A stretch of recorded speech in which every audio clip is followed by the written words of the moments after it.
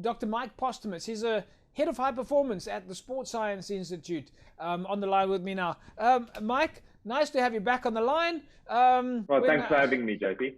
We're now 3 weeks down the line. No, well, I think 3 or 4 weeks since we last had you on the show. We're about 8 weeks into lockdown. Have you noticed on your side, are people still trying to stay fit, or have they given up? Yes, hopefully. We've been seeing an exciting trend about people learning to do things differently, people training online, and these online offerings we've been talking about, and we talked about last time we chatted, has really come about, and people are really embracing these new activities, and it's excellent to see everybody being active. Yeah.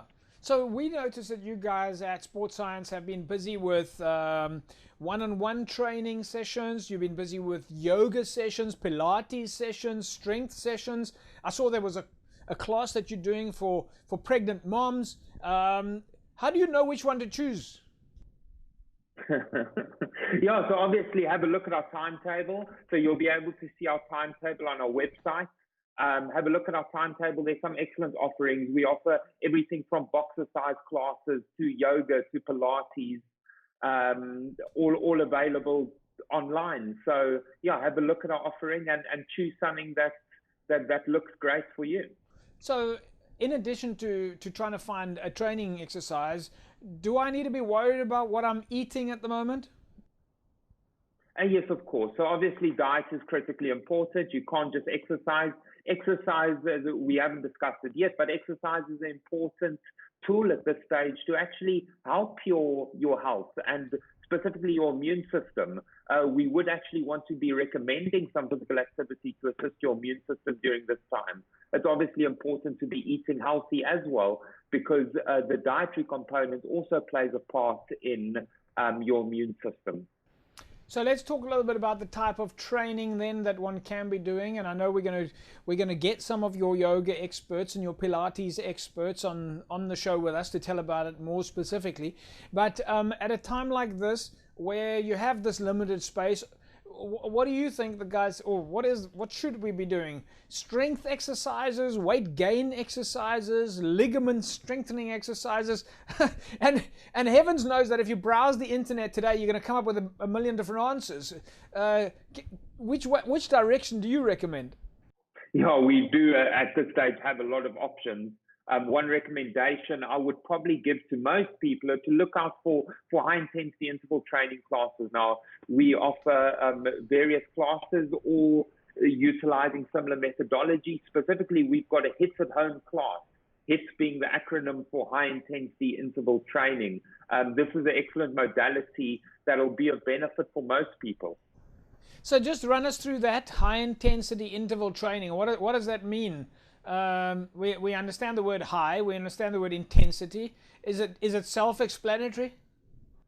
Yeah, really it is self-explanatory. It is performing short efforts of really high effort where you are performing as high an intensity as you can, and then mixing that up with a little bit of a rest and then repeating again. So it really is performing intervals of going very hard, resting, very hard, resting. There are different modalities, but incorporating that with a little bit of walking and aerobic activity outside, as I said, is going to benefit most people.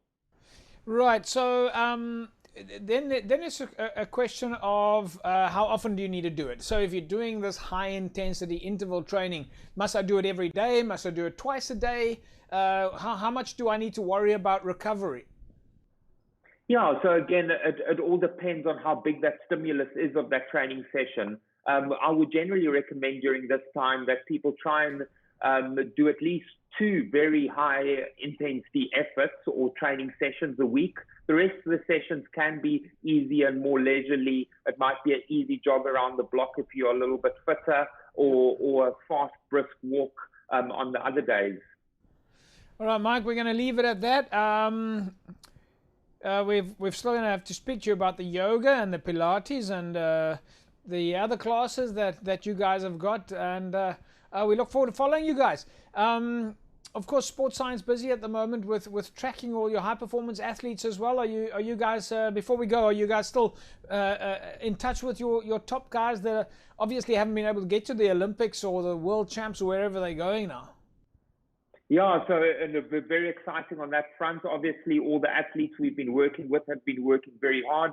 We've been working with various athletes of the confederation, specifically trying to get them geared up for their next event when we will be able to race again. We've also recently started a monitoring system we've rolled out to track the progress of these athletes and specifically have a look at their wellness and be able to amend their training loads.